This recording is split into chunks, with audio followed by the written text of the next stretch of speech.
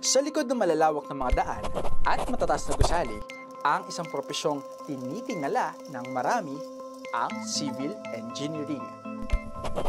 Ngunit kabaliktaran ng tayog ng mga gusaling kanilang binubuo, dito sa Pilipinas, mababa ang populasyon ng propesyong ito.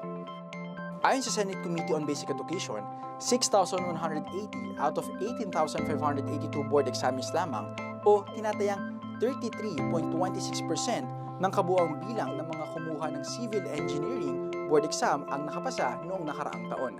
Mababa kung tutuusin at malayo sa kinakailangan ng Pilipinas na dagdag na 14,000 new civil engineers kada taon.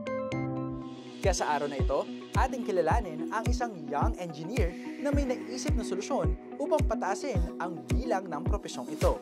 Atin siyang kilalanin dito sa Expert Talk.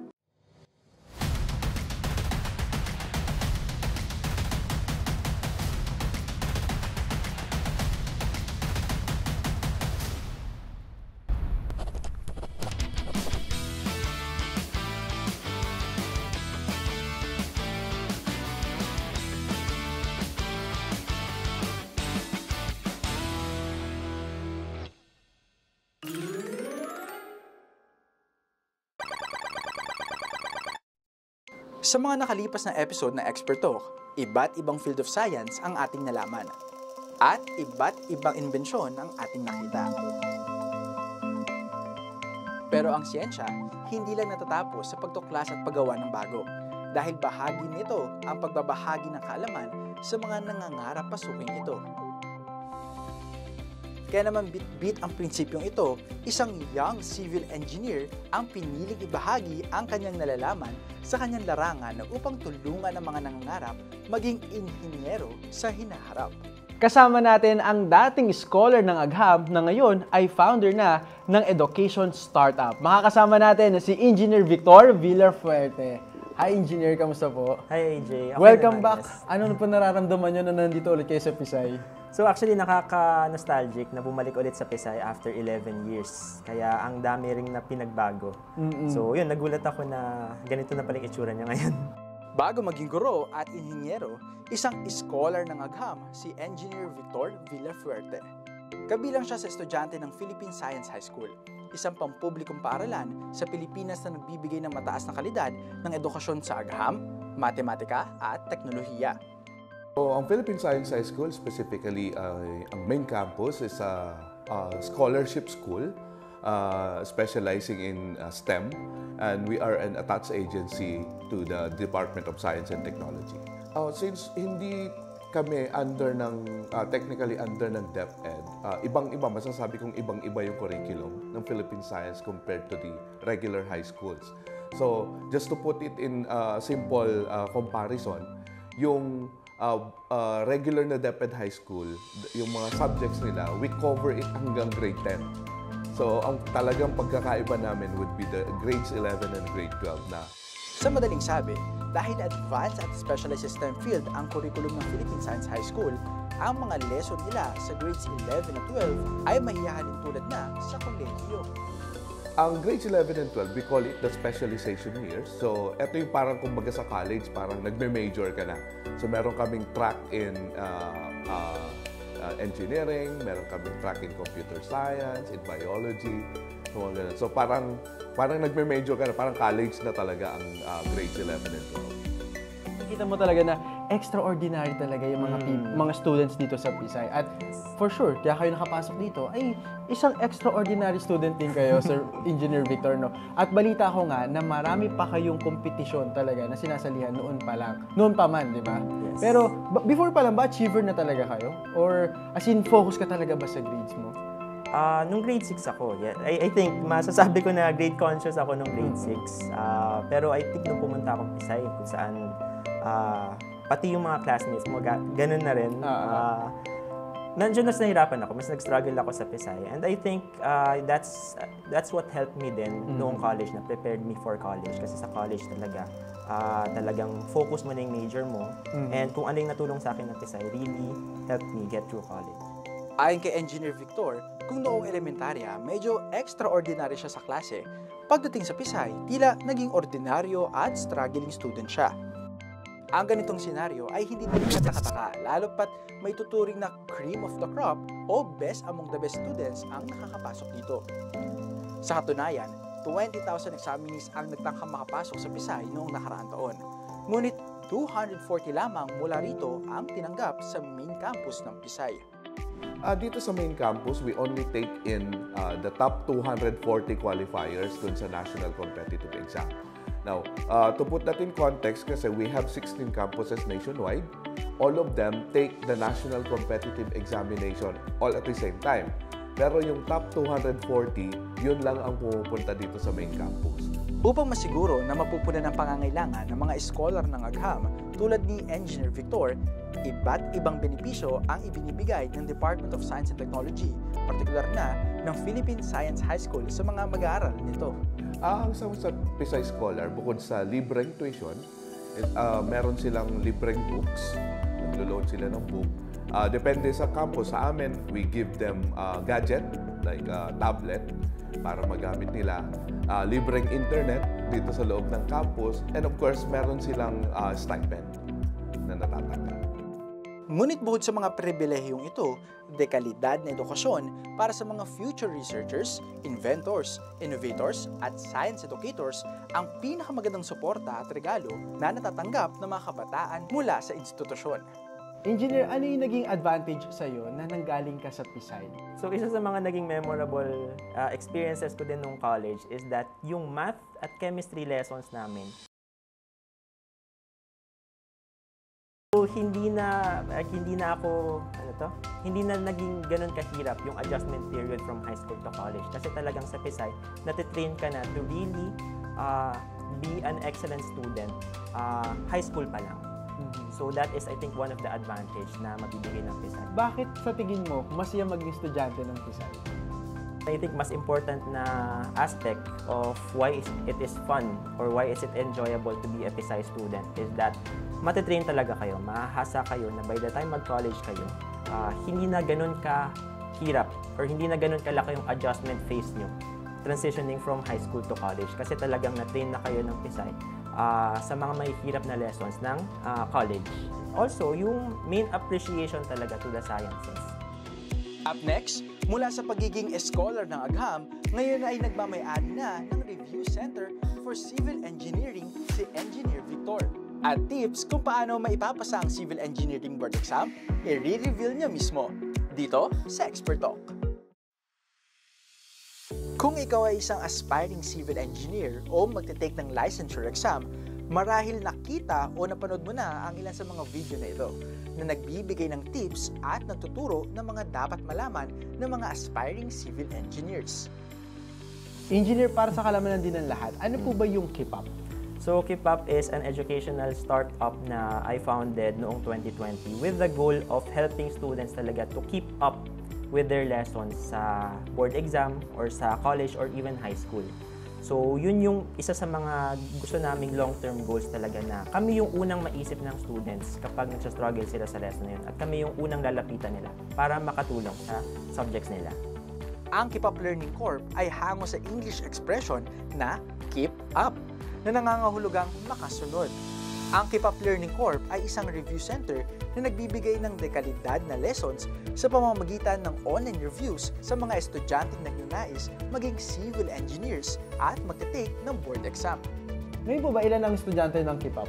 Right now, I think we are approaching 3,000 students. Grabe na, 3,000. At ilan na ang nag-top notch po dito na mga naging student niyo po? Okay. I think 5 ba? Wait lang, bibilangin ko. Hindi ko na ano. 6 na. Ayon kay Engineer Victor, mula na may tatag ang KeepUp noong 2020, 6 na ang naging top-notcher mula sa kanilang hanay. Kabilang dito si Engineer DJ Molina na nag-top 4 sa Civil Engineering Board Exam noong November 2021. Engineer Joseph Lawrence Celeste na top 3 noong November 2022. Engineer King Guardario na top 8 noong April 2023 at Engineer Jameson Glenn Lim na top 1 naman sa Civil Engineering Licensure Examination noong May 2022. So I was actually part of the first batch of KeepUp education. So I encountered KeepUp sa YouTube kasi during the board exam review ko, I was part of the lab rats na kami yung first online review because of the pandemic. So it was always a face-to-face review talaga. But then we were exposed na, okay, let's try online. So I was searching for materials online, and then I stumbled upon Sir Victor's YouTube videos.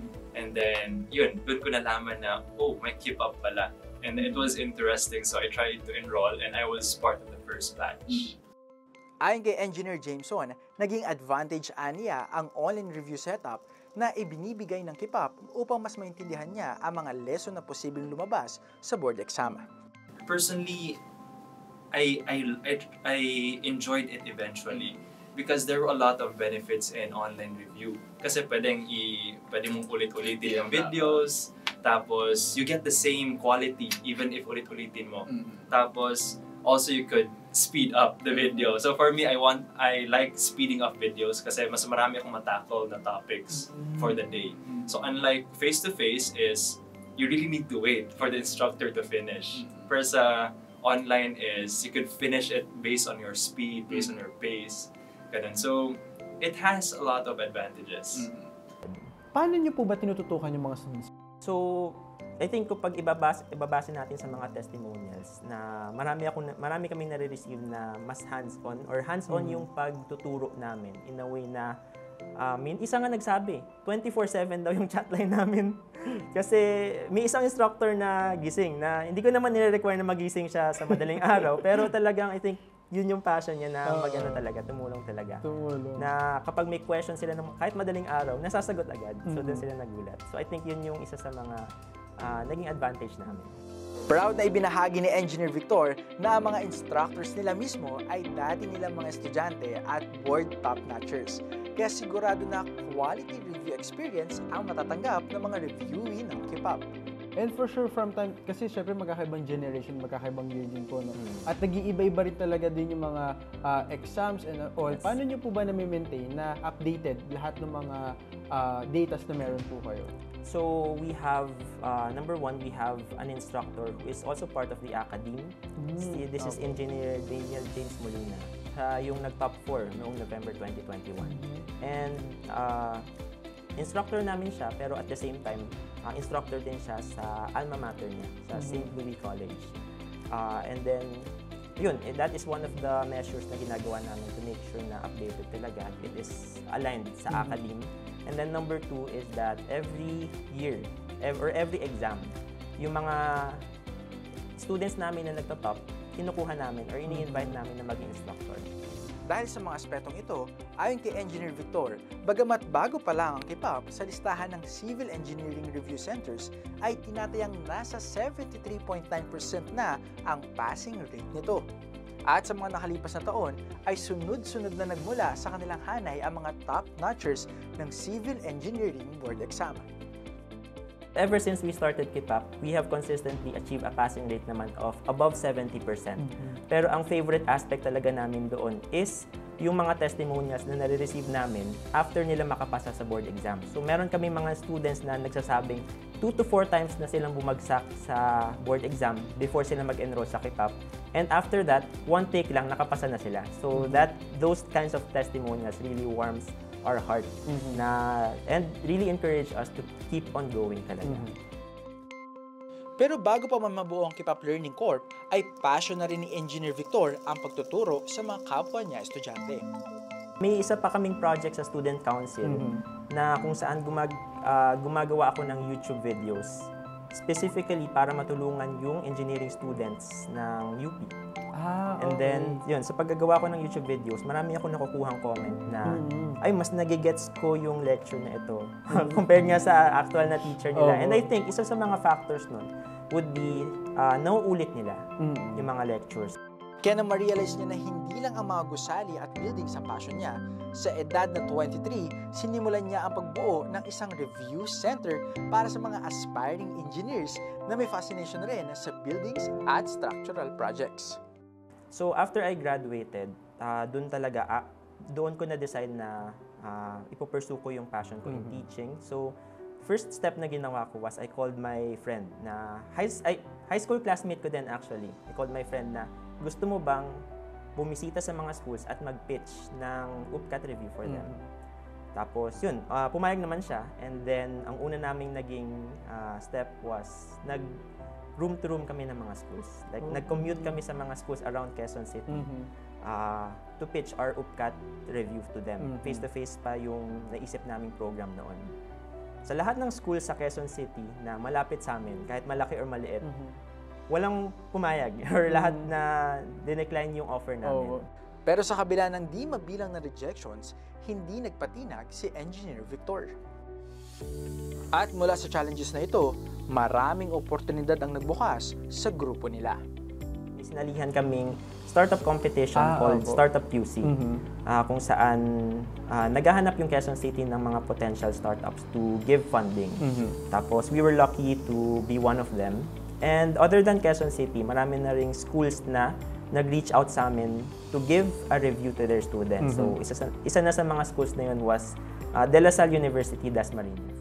At mula sa tiwalang ito, mas pinaghusayan pa ng grupo ang pagbabahagi ng kaalaman sa mga aspiring engineers. So, isa sa talagang naging philosophy namin sa CPAC is dapat maituro namin yung mga concepts na yun in a way na hindi siya boring. Kasi may stigma tayo ngayon na kapag, lectures, homework, gagawin ko na naman to, boring, di ba?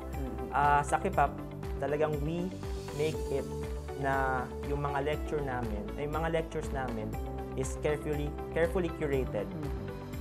Even yung may considerations kami sa mga lighting, dun sa background, sa audio, para talaga ma-deliver yung topics namin or yung mga lessons namin as clearly as possible and as engaging as possible.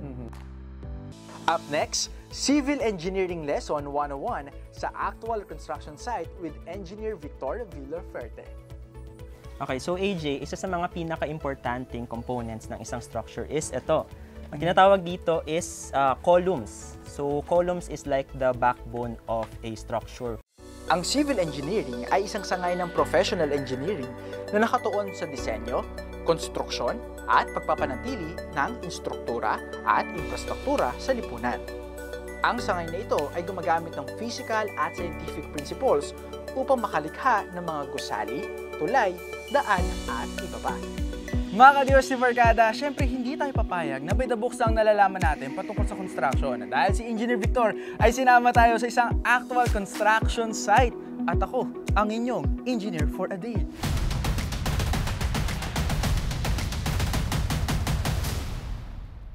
Pero bagong lahat, bakit iba yung kulay mo sa kulay ng hat ko ngayon? Ay actually, sa construction site, meron kayong tatlong main types ng hat na makikita. Okay. Yes. So, for example, yung hat ko ngayon is white, and usually ito yung mga sinusuot ng mga engineers. And sa inyo naman, yellow, kasi yun yung mga usual na sinusuot ng mga laborers at steel workers. Okay, so ready na ako mamayang maghalo ng mga semento. Hindi lang pinananatiling ligtas mula sa falling at flying object sa isang construction site ng hard hat o safety helmet ang mga nagsusot nito. Dito rin matutukoy kung ano ang uri ng trabaho na ginagawa nila. Halimbawa, blue hard hat ang sinusuot ng karpintero at electricians, habang green naman ang sinusuot ng safety inspector at brown sa mga welders. So engineer, ano pinagkaiba ng mga arkitekto sa engineer na katulad niyo? So, marami nagiging discussions ng roles ng engineers versus architects. Pero to put it really simply, yung architects sila yung concerned sa overall na design and aesthetics ng isang building. Basically, kung gaano siya ka-livable. And yung engineer naman yung concerned sa safety. Sa madaling sabi, arkitekto ang responsable sa magiging itsura ng infrastruktura, habang engineer naman ang responsable na siguraduhin na ang building o bahay na ito ay ligtas sa banta ng lindol at iba pang kalamidad. Ayon kay Engineer Victor, bagamat magkaiba ang gawain at responsibilidad ng dalawang propesyon, pareho namang itong mahalaga upang masiguro na maganda at ligtas ang isang instruktura. Preferably talaga yung engineers at architects nag-work hand in hand. So, complementary actually yung roles nila. Kaya tara, samahan nyo kami sa kakaibang house tour na to. Let's go!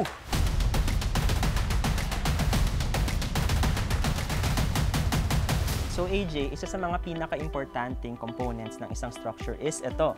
Ang tinatawag dito is columns. So, columns is like the backbone of a structure. Kumbaga, sila yung nag-transmit ng loads pataas, yung mga loads natin na nanggagaling sa taas, papunta sa foundation. So, super important na aspect siya ng isang structure. So, meron tayong dalawang types ng columns. Ito ay tied at spiral. At yung pinagkaiba nila is yung kanilang horizontal reinforcement. Sa tied columns, yung horizontal reinforcement nila is separate na mga bakal. So, for example, separate na rectangular na binibend natin na reinforcing bars. Sa spiral naman, isang continuous na bakal na binibend nila sa parang isang circle. Parang sa column na to, ano po yung ginamit nilang type of column? So most likely, ang ginamit nilang type ng column dito is tied. Kasi sa spiral, usually yun ay ginagamit kapag malalaking projects na. So, for example, yung mga nakikita nyo, nung under construction pa yung MRT na extension sa EDSA, spiral actually yung ginagamit nila doon. Kasi naka-reserve yun sa mga malalaking projects talaga. Bukod sa column, isa pang mahalagang bahagi ng isang gusali, ang pader. At sa construction, may iba't ibang uri ng wall type na ginagamit. Kabilang dito ang steel wall at wall concrete. So, meron tayong dalawang main types ng materials na ginagamit para sa structure. Ito, isang example ng predominantly concrete yung gamit. Meron naman tayong mga nakikitang mga buildings or high-rise sa BGC na gumagamit ng steel. So, concrete and steel has their own advantage and disadvantage. So, for example, sa concrete, ito ay mas fire resistant compared sa steel. Pero sa steel naman, isa sa mga main advantages niya is madali kang makapaggawa ng revisions. So, for example, gusto mong dagdagan ng room ang isang concrete structure, medyo magigiba ka pa, diba, ng mga dingding, ganun. Kapag sa steel naman, kapag gusto mo makapag-extend, ang gagawin mo lang is magkakat lang kayo ng steel and relatively mas madali yun na process kaysa sa pag-iba. Dagdag pa dito, isa pa sa mga advantage ng steel wall ay ang pagiging lightweight nito, na dahilan upang mas madaling magamit ito sa project. Samantala, ang concrete wall naman ay di hamak na environment-friendly at nagbibigay ng insulation mula sa init, lamig at maging sa ingay. Engineer Panigurado, lahat ng mga discoverkada natin, alam na alam pag construction ay mga mixture Yes. ng mga buhangin at mga semento po, di ba? Pero ano po ba yung epekto ng quantity ng mga mixture natin sa quality ng concrete walls natin? So sa concrete natin, ito ay primarily composed of 4 components. Meron tayong cement, sand, gravel, tsaka water. Tapos importante na tamang proportion ng bawat isang component ang gagamitin natin para ma-ensure na up to standard yung ating ginagawang structure. Ano po ba yung right concrete mixture para sa mga concrete walls natin? So most of the time, ang pina-follow natin na standard is yung ratio ng 1:2:4. Meaning, for every 1 portion of cement, meron tayong 2 portion ng sand at 4 na portion ng gravel. Importante na tama ang amount ng ating concrete mixture dahil dito nakasalalay ang ikakatibay at tatag ng isang istruktura o gusali. Engineer Panigurado, maraming mga aspiring engineers talaga ang interesado dito sa atin. Pero gusto ko malaman, engineer, ano yung dapat nilang tandaan, lalo na pagpapasok sila sa ganitong construction industry? So, if magbibigay ako ng isang advice sa mga newly licensed engineers, ito ay to continuously learn. So, hindi ibig sabihin na nakapag-graduate na kayo, nakapasa na kayo ng board exam, ay titigil na rin kayo sa pagtututo. Believe me when I say na kapag sumabak kayo sa construction industry, mafe-feel nyo na wala pa kayo talagang masyadong alam. So, ang mapapayo ko talaga sa kanila is to learn as much as you can, as early as possible. Up next, It's a given fact kasi that we still lack scientists and engineers. If we are going to look at yung mga developed countries, no, technology-driven usually ang economy nila. ayon kay Director Lawrence ng Philippine Science High School, malaki pa ang pangangailangan ng ating bansa sa mga STEM professionals. Kabilang na ang nasa engineering field.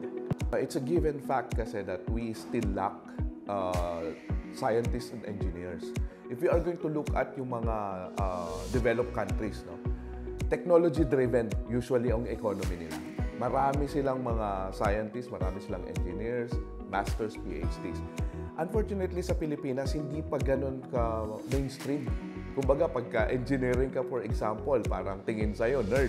Parang ganon. Kung mathematics major ka, ganyan. So, wala pa tayo doon hindi pa natin napoproduce yung critical mass ng scientists and engineers na pwedeng mag-drive ng ating economy para makapantay tayo dun sa mga developed countries. And I think the Philippine Science High School is one way for the government through the OST na makatulong doon sa pag-produce ng critical mass ng scientists and engineers dito sa Pilipinas. Eto, habol ko lang engineer, no? Ano ba yung pangarap nyo sa KIPAP? So yung long-term goal talaga namin for KIPAP is for us to be the go-to platform for students who are struggling sa subjects nila or yung hindi maka-keep up sa lessons nila. For example, may isang grade 4 student na nahihirapan sa operations on fractions. Gusto namin na KIPAP yung unang maging platform or yung unang lapitan niya para matulungan siya sa subjects na yan. Panigurado, marami diyang mga nanonood sa atin na balak na din nilang kumuha na to or yung ilan ay magte-take na rin ng board exam. Ano yung mga pwede niyo ipayo para sa mga estudyante yung magte-take na ng board exam? So if may isang advice ako mabibigay sa mga future takers ng board exam, that is be consistent. Sa pagsimula pa lang ng review nyo, gumawa na kayo ng schedule na kung kailan kayo, ano yung mga oras na magre-review kayo, and isalin nyo na rin doon yung current na commitments nyo, kung may part-time work ba kayo, or kung may mga chores ba kayo sa bahay. And after nyo gumawa, yun yung madaling part. After nyo gumawa ng schedule, dapat you should train yourself to be consistent, to really follow through kung ano yung ginawa nyong schedule. Dapat for the next 6 months na magre-review kayo for the board exam, dapat ma-maintain nyo yung passion nyo talaga to really study and to pass the board exam. Sa halos 2 araw kong kasama si Engineer Victor, na-realize ko ang siyensya hindi lang nakakahon sa laboratorio at makina. Kung minsan, ito'y makikita rin sa ating mga gusali, tulay at istruktura. At di tulad ng alam ng marami, hindi natatapos sa pagbuo ng impensyon at pagtuklas ng kaalaman ang agham. Dahil bahagi din ito ang pagbabahagi ng kaalaman sa mga nangangarap na maging bahagi dito. Kaya naman muli, ako si AJ Castro. Samahan niyo akong hanapin ang mga future expert ng bansa dito sa Expert Talk.